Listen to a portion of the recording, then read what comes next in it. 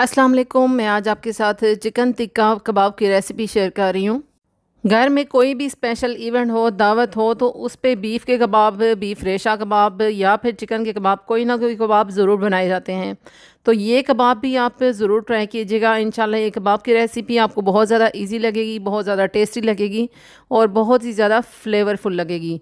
आप ज़रूर इसको ट्राई कीजिएगा। बहुत ही टेस्टी सी रेसिपी है और ये कबाब बना के आप फ्रीज़ भी कर सकते हैं।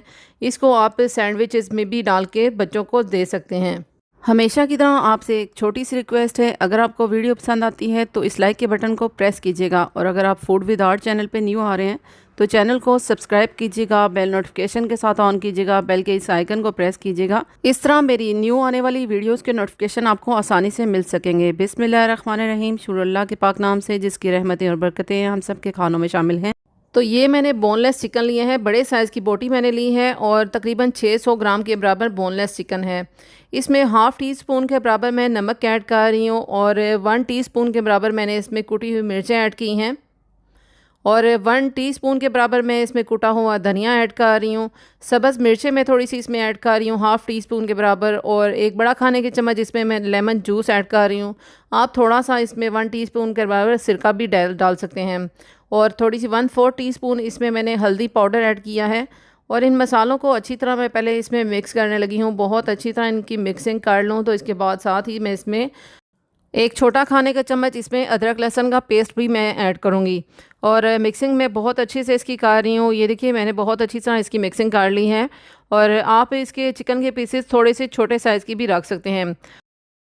मसाले बहुत अच्छी तरह इसमें मिक्स कर लेने के बाद इसकी मैरिनेशन तकरीबन 30 मिनट के लिए आपने करनी है। ज़्यादा से ज़्यादा आप पूरी रात के लिए भी इसे मैरिनेट करके रख सकते हैं, लेकिन कम से कम आपने 30 मिनट के लिए ज़रूर आपने इसे मैरिनेट करना है।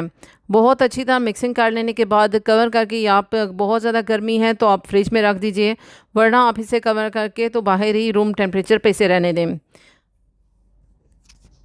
अब यहाँ पे पैन में मैं 3 बड़े खाने के चम्मच जितना ऑयल ले रही हूँ। बहुत ज़्यादा डीप फ्राई हमने इसको नहीं करना है, तो थोड़ा सा ही ऑयल मैंने यहाँ पे डाला है और मैरिनेट करके जो हमने चिकन रखा था 30 से 40 मिनट के बाद मैं इसको फ्राई करने लगी हूँ। बहुत कम ऑयल में मैं इसको फ्राई करूँगी और मीडियम फ्लेम पे पहले थोड़ा सा मैं इसको फ्राई कर रही हूँ ताकि थोड़ा सा इसका कलर चेंज हो जाए। जब चिकन का थोड़ा सा कलर चेंज हो जाएगा, उलटते पुलटते हुए हमने इसको थोड़ा सा फ्राई करना है और मैं इस टाइम पे इसको मीडियम फ्लेम पे ही फ्राई कर रही हूँ। अगर हम इसको लो फ्लेम पे फ्राई करेंगे तो चिकन का बहुत ज़्यादा पानी निकलना शुरू हो जाएगा। तो ये देखिए 2 से 3 मिनट में ये मीडियम फ्लेम पे चिकन को मैंने फ्राई कर लिया है, लेकिन चिकन अच्छी तरह अंदर तक सॉफ्ट होना चाहिए। इसके लिए हम इसे दम पे रखेंगे। दम पे रखने से पहले थोड़ा सा आधा कप मैं इसमें पानी डाल दूँगी। पानी डाल के थोड़ा सा मैं इसे दम पे रखूँगी ताकि चिकन अच्छी तरह अंदर तक सॉफ्ट हो जाए। तो आप देख सकते हैं चिकन अच्छी तरह जो है फ्राई हो चुका है। अब मैं पानी डाल रही हूँ। पानी डाल के तो 5 से 7 मिनट के लिए मैं इसे दम पे रख दूँगी और ये इसी पानी में चिकन मज़ीद अच्छी तरह सॉफ्ट हो जाएगा और जूसी भी हो जाएगा। तो बिल्कुल लो फ्लेम पे मैंने इसे 5 से 6 मिनट के लिए दम पे रखा था। 5 से 6 मिनट में चिकन बहुत अच्छी तरह सॉफ्ट हो चुका है, मज़ीद सॉफ्ट हो चुका है और अब इसके हमने रेशे करने हैं। बारीक बारीक से इसे रेशे काट लेंगे, फ़ोक की मदद से काट लें या कुछ लोग जो हैं वो ग्राइंडर में भी काट लेते हैं इसके रेशे। बहुत अच्छी तरह इस तरह वो ग्राइंड हो जाते हैं और अगर आप हाथों की मदद से करना चाहते हैं तो ठंडा करके भी इसके रेशे कर सकते हैं।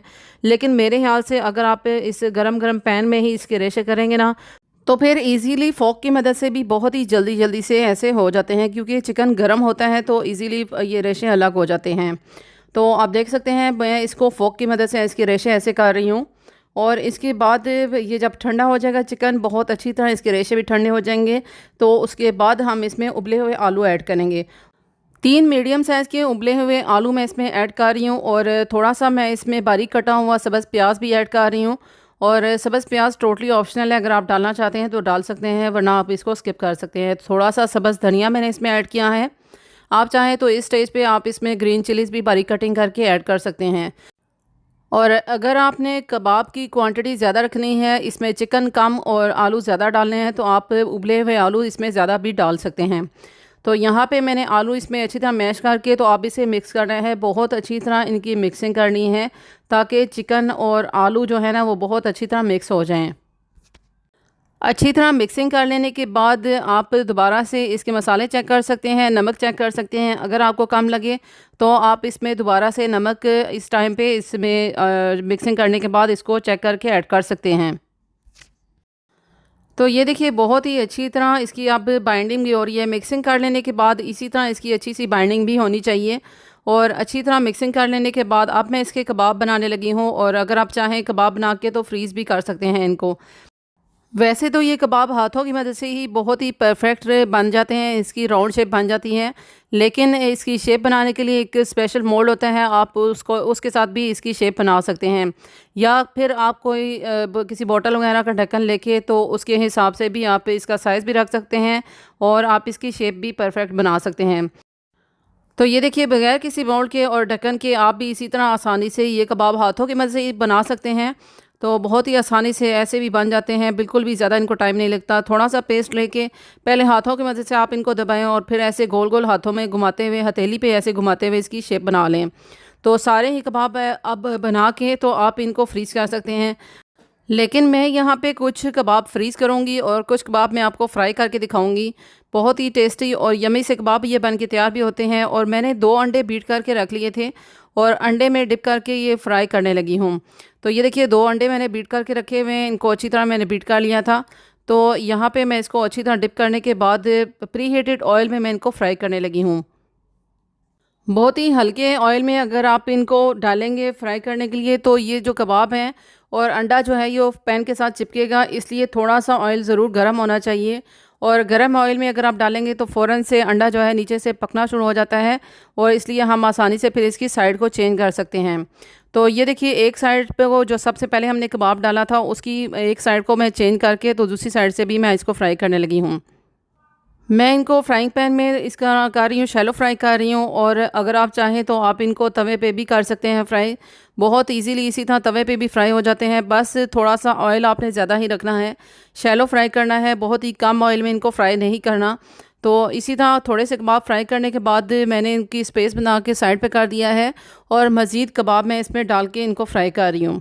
इसी तरह आपने भी एक एक करके ऐसे ही इसकी साइड चेंज करते हुए उलटते पुलटते हुए सारे ही कबाब ऐसे ही फ्राई कर लेने हैं। और ये कबाब मीडियम फ्लेम पे ही पकाने हैं, इनको फ्राई करना है।